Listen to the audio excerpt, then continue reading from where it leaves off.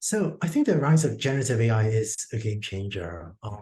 It has been around for a long time, and I think of AI as a collection of tools that we apply to solve different problems. So for about 10 years now, a lot of AI was powered by supervised learning, which is very good at labeling things. But then just a few years ago, generative AI, which can generate high quality media, such as text, images, and audio, started to work really well. And this is another fantastic tool to add to our toolbox, thus vastly expanding the set of things we can now do with AI. And that's what makes it a game changer. One of the hard things to understand about AI is that it's a general purpose technology, kind of like electricity. If I were to ask you what is electricity good for, it's almost hard to answer because it's useful for so many things. And AI is like that too. It's not useful for one thing, it's useful for a lot of applications. And having generative AI as a new general purpose technology in our toolbox is just very exciting. I think it is different. The GPT the general purpose general pre-trained transformer.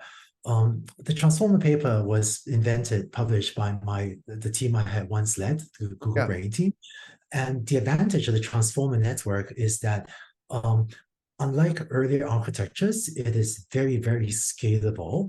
And so the transformer architecture has allowed many different teams to train AI model on over 1 trillion words, hundreds of billions, or in some cases more than 1 trillion words.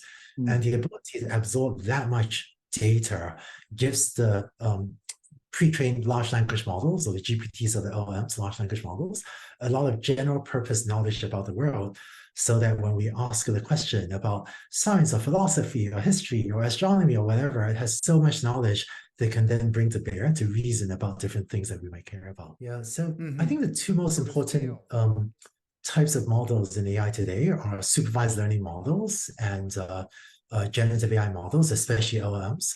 So supervised learning is one type of model that's good at capturing input-output mapping, such as input an email, label, is this a spam or not?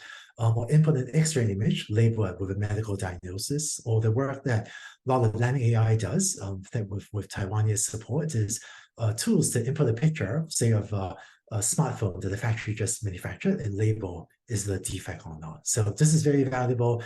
This easily moves hundreds of billions of dollars in the economy per year, maybe more than 1 trillion, but I'm not sure about that. And so that's supervised learning, input, output, labeling things. Then generative AI, of which large language models is maybe the most visible example, are these models that are trained on tons of text to generate new text, or other types of models can generate images or generate audio. And they're one example of a foundation model. I think the term foundation model was maybe invented by my friend Percy Liang at Stanford.